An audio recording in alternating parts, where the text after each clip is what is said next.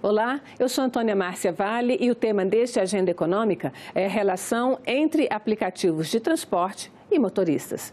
No início de setembro deste ano, o juiz da 4ª Vara do Trabalho de São Paulo, Maurício Pereira Simões, reconheceu o vínculo de emprego entre a empresa Uber e os motoristas que trabalham com o aplicativo. Em sua decisão, o juiz obriga a Uber a registrar o vínculo na carteira de trabalho dos motoristas e a pagar uma multa bilionária aos trabalhadores, que a empresa chama de parceiros.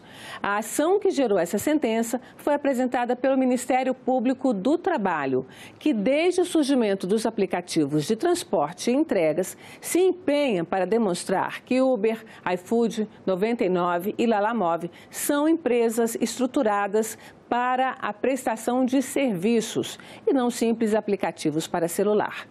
Neste Agenda Econômica, eu converso com o Procurador-Geral do Ministério Público do Trabalho, José de Lima Ramos Pereira, que vai apresentar o ponto de vista sobre essas relações do trabalho e a sua possível regulamentação.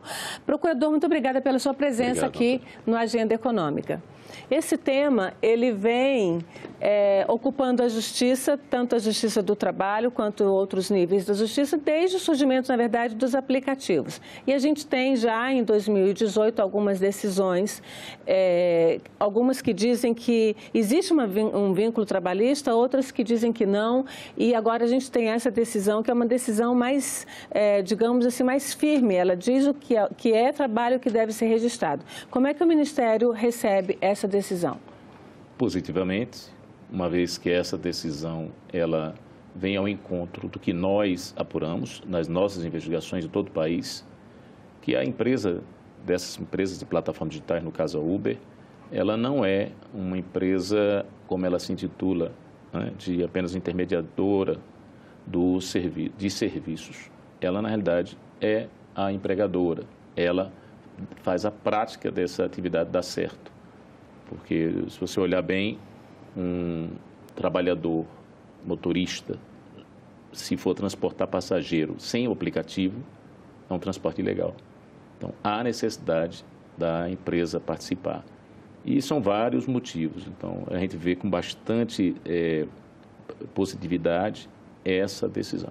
A gente já teve várias outras decisões que dizem que existe um vínculo, mas essa é a primeira em que há uma obrigatoriedade de que esse vínculo seja registrado em carteira? Não, já tem outras decisões. O que acontece é que a jurisprudência na Justiça do Trabalho veio se desenvolvendo, né? Começou não reconhecendo o vínculo, depois começou reconhecendo o vínculo e começou a haver muita diferença de decisões. E também a questão que a própria empresa Uber começou a fazer muito acordo nos lugares, né, inicialmente, que a sentença possivelmente iria ser contra. Então, ela fazia o acordo, então evitava uma jurisprudência. Então, inclusive, tem uma ação civil pública do Ministério Público do Trabalho sobre esse tema. Há necessidade que a gente consiga esse aperfeiçoamento dessa atividade tão importante. O Ministério Público do Trabalho não é contra essa atividade, em hipótese alguma. O Ministério Público do Trabalho quer apenas que esses trabalhadores envolvidos, hoje são mais de 1.600.000 trabalhadores, possam ter uma proteção que hoje não tem. Essa proteção inclui, no caso de registro em carteira, inclui todas as outras proteções de um trabalhador regular. 13º, férias, licença, direito a INSS, contribuição do empregador e do trabalhador. Ele entra para o rol de trabalhadores do que a gente chama de CLT? Sim, ele passa a ter o direito, ou ela, se for mulher, qualquer dos direitos que o trabalhador tem, um empregado com vínculo. Esse é o entendimento do Ministério do Trabalho. Você hoje tem uma gama de trabalhadores e trabalhadoras que estão precarizados. Eles não têm para você ter uma ideia, ele tem em média 65 horas de trabalho, né? Então, chegou-se a ter 13 horas por dia, 7 dias por semana, uma média de hora de 60 centavos, enquanto a média hora seria R$5. Então, há uma precarização muito forte. E você tem uma empresa, por outro lado, que ganha bilhões, né? Então, há uma várias estatísticas, também não é fácil saber qual o valor dessa lucratividade dessas empresas, mas já está uma estatística que no final de 2021, a própria empresa Uber ganhou bilhões só em 3 meses de 2021, ou seja, nesse período pandêmico. Então, nós, sim, precisamos trazer a responsabilidade para essas empresas do que elas também faturam bastante, sem impedir o seu funcionamento.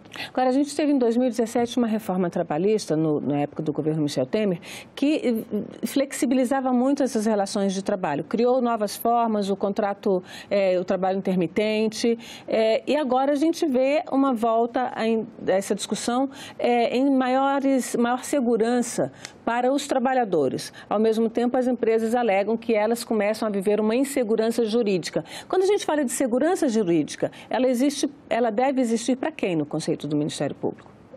Vou dizer o conceito dessa insegurança jurídica pelas empresas. Se eu não ganho a ação, está a insegurança jurídica. Se eu ganho a ação, a segurança jurídica está feita. Ou seja, que visão é essa? É a visão da empresa. Há uma insegurança jurídica. Qual insegurança jurídica? Há uma discussão no campo que é para ver, que é o judiciário. Há uma discussão trazida pelo Ministério do Trabalho, que é quem faz esse papel de investigação e ajuizamento de ações. Então, não há insegurança jurídica. O que há é uma conversa, um diálogo, ou a empresa gostaria de somente ter decisões favoráveis. Então, ela não tem como ela prever isso. Então, não tem segurança jurídica. Isso não é verdade. Como também não é verdade várias formas que falam para o motorista. Se você fala, eu vou conversar com o motorista, ele não vai querer esse vínculo. A gente vê isso direto em rede social, para o motorista não quer, eu não quero. Não é isso, é que as pessoas passam a ser envolvidas com informações, isso é guerra de informação, de que o vínculo de trabalho, o vínculo de emprego, no caso, a carteira de trabalho, vai ser ruim para o empregado do Uber. Não vai ser ruim nem para o Uber, nem para o iFood, nem para nenhum deles. O que importa é que essa regulamentação venha. Está se buscando uma regulamentação. Que essa regulamentação venha, por exemplo, hoje a CLT permite você ter mais de um emprego. Quem disse que o fato de você ter um emprego, a Uber não vai ter um emprego 99, por exemplo? Você vai poder ter. Agora, isso tudo vai trazer para você uma condição de segurança. Aí vinha a segurança. Qual é? Se você está trabalhando, leva um tiro, é assaltado, ou isso é uma coisa que não acontece no Brasil? Se não acontecer no Brasil, eu fico quieto, mas acontece. Se um só ocorresse, já era muito perigoso não tratar. Mas não acontece só com um. São várias situações de notícias de assaltos com óbitos. Como fica a família desse trabalhador? Não, ele não é trabalhador, é empresário. Que empresário? Que não tem condições nem de manter o seu carro. Então, essas situações a gente só vai verificar quando acontece. Veja, eu faço até um pedido a essas empresas. Façam um contato com as famílias que perderam os seus esposos, os seus filhos, os seus pais, no eventual, saber como é que eles ficaram. Faça essa pesquisa. Será que eles tiveram todo o aparato, né, dessas empresas? Não. Por quê? Porque elas, na concepção delas, eles são autônomos. Há um outro argumento que é, muitos desses trabalhadores, e talvez isso tenha sido verdade no começo, hoje eu não sei como eles, na verdade, era motorista de aplicativo, era quase que um bico, era uma complementação de renda, ou era um trabalho temporário enquanto estava esperando alguma outra coisa sair. O que é que vocês têm em termos de perspectiva disso hoje? Esses motoristas de Uber, o rapaz que entrega comida na bicicleta, isso ainda é uma ocupação alternativa, temporária, para complementar de renda ou já virou uma ocupação principal? A pandemia, ela, pelo menos por estudos que já apresentam, ela avançou 30 anos a questão desses trabalhos de plataformas, trabalho home office, porque houve a necessidade. Então, aquilo que se ia esperar daqui a uns anos teve que se precipitar. Não há nenhum prejuízo para o trabalhador. A nossa visão é que o trabalhador, ao ser protegido, ele não vai ser prejudicado. Essa é a visão principal. E não há trabalho em aplicativo sem o ser humano envolvido. Existem carros que estão sem nenhum motorista, mas não no Brasil. No Brasil ainda existe a figura humana como principal dessa relação. Então, não tenho nenhuma dúvida que precisa ser discutido isso. precisamos trazer uma segurança maior para essa atividade. Agora, como é que está na Justiça do Trabalho? Porque teve um tempo que era majoritariamente contra essa relação, né? Que eram decisões majoritárias dizendo que essa relação não existia. Como é que está hoje? Como é que é a perspectiva de a gente chegar a uma regra que sirva para todo o país e para todos os casos? Existe uma oscilação, né, que você nota uma curva, né, de aumento ou aproximação das decisões, pelo menos no TST, favoráveis ao reconhecimento do vínculo. Há uma necessidade que isso seja resolvido no TST, possivelmente vai haver sim decisões na sessão de dissídio individual, para exatamente fazer uma uniformização dessa jurisprudência que está oscilante, mas a grande preocupação de todos envolvidos, dos atores do direito, principalmente dos operadores do direito do trabalho, é que esses trabalhadores eles não fiquem tanto à mercê da sorte. É o que acontece hoje em dia. Você tem a questão do bico, ele é bico, mas o fato de você ser bico ou de ser um acréscimo da sua renda, não evita o fato de você estar exercendo um trabalho, uma relação de emprego.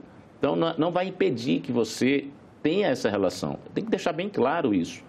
Há uma tentativa de regulamentação. E essa regulamentação será muito bem-vinda se, por exemplo, fazer essa divisão de responsabilidades, né? Trazer também o Estado em geral, né, o governo, para essa preocupação. E o ministro Luiz Marinho está, sim, trabalhando com essa regulamentação entre as partes, mas a gente precisa mais.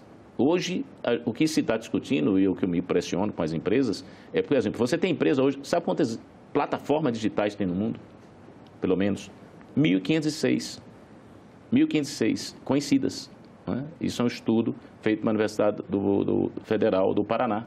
Tínhamos a OIT que tinha falado em 777 em 2021. Veja que vai aumentando. Vai aumentando, mas mesmo assim é muito pouco. Se a gente pensar o tamanho do mundo, tem uma concentração muito grande. Mas se você pensar bem, são atividades, mas não são empresas, são atividades. Você vê a atividade de preposto, você vê a atividade jurídica, você vê a atividade de tudo. Todas as atividades é muita coisa. Não é só a preocupação da empresa. O que eu quero dizer é que o mundo está plataformizado. Então, a tendência hoje é que essas relações de trabalho, elas deixam de ter essa forma tradicional e passam a ser plataformizadas. Do médico, você faz tudo por plataforma. Trabalho, por exemplo, o preposto da empresa, que seria aquela pessoa que conhece o mundo da empresa, plataforma. Existe o buzzer, que é a plataforma, a coisa como se fosse de ônibus. Né? Sim. Aí eu sempre pergunto, se houver um acidente com esse ônibus, tem 40 pessoas, quem vai ficar responsável por isso? Eu ia entrar exatamente nessa questão de transporte de passageiros em ônibus, né? Porque recentemente eu entrevistei aqui um diretor executivo da Flixbus, que eles estão discutindo toda essa questão, e aí ele me disse, não, a Flixbus é só uma intermediária entre o ônibus e o passageiro, a gente só vende a passagem. Eu perguntei os motoristas, como só? Eu falei assim, não, os motoristas são das empresas que têm os ônibus. E aí como é que fica? A gente vai pedir algum tipo de indenização, ou a gente vai ter uma relação, quem é o responsável por qualquer problema que aconteça? E aí eu estou falando também de quem toma o serviço, né? De quem contrata o serviço. Quem é a pessoa, ou a instituição, ou a empresa com quem a gente vai se relacionar? Quem se beneficia. Quem se beneficia e tem essa possibilidade de fazer essa organização. Não tenha dúvida que não será um motorista. O motorista não consegue manter o ônibus, não consegue manter o carro, porque existe um custo para o carro. A Uber, ela é inscrita no Instituto de Propriedade Industrial como transporte e organização de viagens. Como é que está a intermediação? Então, essas empresas falam que são intermediárias. Sim, mas quem organiza? Você consegue negar, você nega a corrida, nega uma corrida, nega duas, você é penalizado. Você começa a deixar de atender o usuário, que somos nós, todos, você começa a ser penalizado. Então, como motorista ou entregador. Você vê relatos de trabalhadores e trabalhadoras dizendo assim, olha, eu carrego comida, mas estou com fome. São relatos, não sou eu que estou falando, são os trabalhadores. Eu trabalho porque eu tenho que levar comida enquanto eu estou com fome. Então, é um relato. Uma empresa, hoje, é o mundo plataformizado é esse, mas a gente precisa se preocupar. E outra coisa, o mundo está reconhecendo esse vínculo. Estados Unidos, Califórnia, e Califórnia, sim, 2 estados. Na França, na Itália, Chile, Uruguai, Alemanha, Reino Unido. Então, a gente está no caminho de reconhecimento do vínculo. E o Brasil vai ficar discutindo que eles são empresas simples de intermediação de obra? Que nem pode, né? Então, mas tem algumas, o STF decidiu há algum tempo que a terceirização pode-se, inclusive, terceirizar a mão de obra do serviço final, né? Então, o hospital pode terceirizar a mão de obra médica, uma emissora de televisão pode terceirizar o trabalho dos trabalhadores da área específica. Como é que fica, então? Eles poderão terceirizar? Nós somos uma terceirizadora de mão de obra? Aí é outra relação? É outra coisa, né? Por exemplo, houve com a reforma trabalhista a ampliação da terceirização. E o que nós vemos hoje? Aí vou falar de uma outra situação, que é pessoas que são encontradas resgatadas em trabalho escravo. Uma boa parte delas são terceirizadas, são empresas terceirizadas. Houve uma ampliação de terceirização, mas não significa que houve uma liberação geral do valor do trabalho. Essa questão de dizer terceirizado ou não, que não é a questão da Uber, a Uber ela é empresa, ela alega que é uma intermediária, né? Mas não é que terceiriza, ela apenas ela é intermediária entre um profissional e o usuário. O que na realidade ela é empregadora. É isso que ela na prática faz, porque ela que regulamenta, ela tem a subordinação. O motorista, ele não diz, por exemplo, ele não sabe onde ele vai, quem diz é ela. Então, ela fica totalmente com o algoritmo, né? O algoritmo que fica dominando. Eu falo muito, o ser humano é mais importante que o algoritmo, porque a gente precisa dele para gerir toda essa situação. Como é que a gente pode, o que você acha que a gente pode esperar nesses termos de relações de trabalho de uma forma mais ampla? Porque a pandemia realmente deu uma acelerada em todo esse processo. A gente tem hoje o trabalho remoto, em parte regulamentado, em parte não, o trabalho híbrido, a gente tem questões sobre quem vai fornecer os equipamentos de trabalho, os insumos, rede de internet. Essa coisa já tem algumas decisões, mas ainda não está muito claro. Em que lugar o Brasil pode deixar escrito de uma forma clara? A gente teve em 2018 uma tentativa de realização de um estatuto do trabalho para substituir de uma forma mais ampla a CLT. E essa discussão voltou agora, foi retomada aqui no Senado. Como é que o senhor acha que deve ser feita essa discussão? A gente precisa de um estatuto que substitua, vamos aposentar a CLT e renovar tudo? É uma pergunta bem complexa, né? Primeiro, quem é responsável pelos equipamentos de proteção no trabalho? O empregador. No caso do EPI. No caso dos plataformas digitais, do Uber, quem tem que dar todo esse equipamento de proteção é a empresa, ou indenizar, né? No período de pandemia, o álcool, aquela coisa, tem carros que botavam aquelas para ficar divisória de acrílico, tudo isso tem que ser a empresa. No caso do trabalho home office, o que aconteceu é que o mundo passou a trabalhar em casa. Houve uma perda de mais de 8 milhões de trabalhadores no Brasil que ficaram sem emprego formal. E hoje, muitos, quase um percentual altíssimo foi para o trabalhar em casa. Então, quem é que tem que dar esse equipamento? A realidade do Brasil é o seguinte, você não tem a casa própria e você, quando tem ou não tem a casa própria ou alugada, ela não tem espaço suficiente para toda a família. Às vezes, você não tem sequer, ou geralmente não tem sequer, uma rede de Wi-Fi que possa ser hábil a fazer esse trabalho home office. Então, o básico não tem. Então, o que a gente precisa? Quem é que fica responsável por isso? É o trabalhador que já está na informalidade, e ele, ou se não está na informalidade, já está em casa e ainda vai ter que comprar móveis, adaptar a sua... Porque não é todo local que é um móvel, né? Tem que fazer a instalação, tem que trazer a rede, tem que fazer a contratação. Então, esse custo de quem? Do trabalhador? Não, tem que ser da empresa. Esse custo tem que ser daquela pessoa que organiza essa atividade. O risco de empreendimento é do empregador. Então, eu não tenho dúvida nenhuma, lhe garanto. Todo esse gasto, toda essa despesa tem que ser arcada pela empresa. Mas assim, ainda é um terreno um pouco nebuloso. Você acredita que um novo Estatuto do Trabalho, como que está sendo discutido aqui no Congresso, e também acordos como que estão sendo discutidos no Ministério do Trabalho, entre o Ministério do Trabalho, os motoristas de aplicativo e as empresas, essas empresas que têm os aplicativos, isso precisa sair logo? Como é que está? Que rumo você acha que isso deve tomar?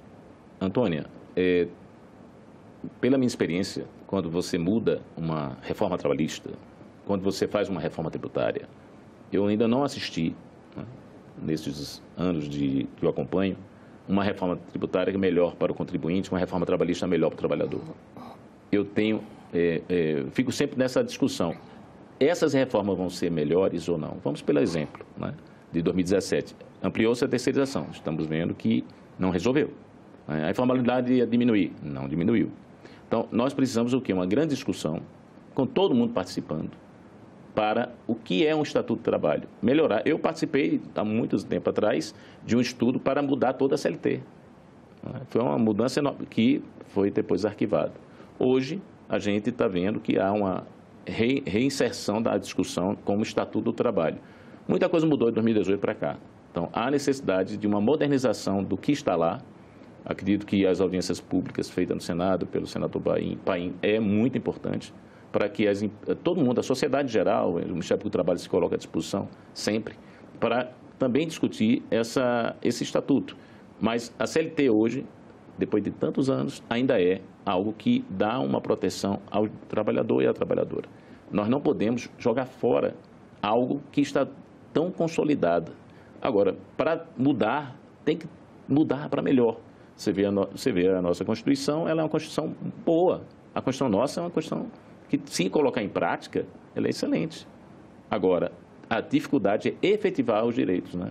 Então, o Norberto Bobbio, na Itália, ele dizia em 47, o problema da gente não é normas, é efetivar os direitos dessas normas. Como é que se efetiva os direitos que estão escritos? Porque o governo não dá conta de fiscalizar tudo, né? Os trabalhadores, os sindicatos estão cada vez menos ativos, digamos assim. Começa-se de novo a falar em uma volta da sindicalização, mas a gente não tem uma sociedade organizada dessa forma. Como você faz? Bom, primeiro, discutindo, sendo aberta a discussão para todo mundo participar. É importante fazer essas reformas e essas modernizações nas legislações, sim. O Senado está aí para o grande exemplo. Você apresenta várias propostas muito boas, é daqui que saem muitas normas interessantes. Mas a gente tem que discutir. Não adianta vir algo de cima para baixo, tem que ser algo discutido pela sociedade. Então, o que tem que fazer hoje para efetivar esses direitos é o mínimo, né? É você, no caso, ter um Ministério do Trabalho atuante, fiscalizando toda essa situação, ter o Ministério do Trabalho e Emprego também atuante, os sindicatos sendo fortalecidos, não tenha dúvida que há necessidade, mas e mantendo uma condição que as empresas tenham, porque a nossa preocupação é que as empresas elas sejam fortalecidas também para ter o trabalho a ofertar aos trabalhadores. Nós não queremos só, ao contrário, ninguém quer acabar com a empresa. A gente quer que a empresa fique fortalecida, o lucro exista. Agora, tem a responsabilidade também social da empresa. Agora, voltando ao começo da nossa conversa, a empresa Uber, que está em questão, disse que não ia cumprir nenhuma das decisões do juiz, determinadas pelo juiz da Quarta Vara de São Paulo, até que todo o processo tramitasse em julgado. Qual é o prazo que isso leva para acontecer? A gente fala que sempre que tem uma justiça bastante morosa, e qual é a possibilidade de, uma vez concluído esse processo, isso virar uma jurisprudência para todo o país? Importante essas decisões existirem, porque eles dão um norte, até mesmo para o Congresso, para mostrar como se encaminha. Mas a decisão, hoje, para ser colocada em prática, ela vai precisar... Na própria decisão vem dizendo isso, não é o Uber. O Uber está só retratando o que a sentença falou, precisa transitar em julgado. O que ele está dizendo é que vai recorrer. Também o Ministério do Trabalho pode recorrer. E nós iremos ter uma decisão, primeiro passando do primeiro grau que já decidiu, muito bem decidido, vai para o Tribunal Regional, depois o TST. Temos que, primeiro, uniformizar essa Justiça do Trabalho, as decisões da Justiça do Trabalho. Isso é importante demais. Há a possibilidade de isso aí também ser encaminhado ao Supremo Tribunal Federal, e deve ser. Então, mas o que importa agora é o passo a passo. Primeiro passo, por que a Uber não senta e tenta resolver essa situação? Por que tem que protelar até o final no recurso, como você bem falou, que termina sendo mais moroso? Porque não é que o juiz ou a juíza não trabalha, ao contrário, trabalha muito, mas tem muito trabalho. Então, a gente tem os prazos, né? Então, tudo isso dificulta também a celeridade. Inclusive, tem uma previsão na Constituição dizendo que o processo tem uma duração razoável, exatamente para evitar essas decisões sem efetividade. Mas mesmo esse razoável não é definido, né? Não tem o que será. Não tem. A gente tem processo razoável aí que o prazo é 15 anos, algumas penas até se extinguem, né? Isso daí no caso de justiça criminal mas o processo não chegou ao fim. Tem prescrição também na justiça do trabalho. Então, há importância que isso seja discutido. Não tenha dúvida que o cenário, ele favorece isso. Nós encontramos decisões que reconhecem um vínculo, decisões que não reconhecem, e isso tem que ser definido. O principal é que todo mundo quer a mesma coisa, que é uma proteção maior para esses trabalhadores que estão envolvidos nessa atividade. Porque é importante você receber o seu pedido em casa, mas é importante como é que esse pedido é feito. Como é que esse pedido chega na sua casa? Porque a gente só se preocupa de fazer o pagamento e pronto, estou resolvido com minha vida como cidadã, cidadão. E como é feito esse trabalho? Como é que é feito essa entrega? Como é que é feito você se deslocar de um lugar para outro? Você já pensou como é que esses trabalhadores estão? Então, eu acredito que na hora que a gente começa a passar para a experiência deles, não é? Até mesmo ouvi-los, é importante. Não a concepção de proteção do trabalho. Ninguém está aqui buscando super proteção. É a proteção básica do trabalho, o que hoje eles não têm. Um papel de cidadania, né, procurador? No mínimo, né? Não só de consumo, né?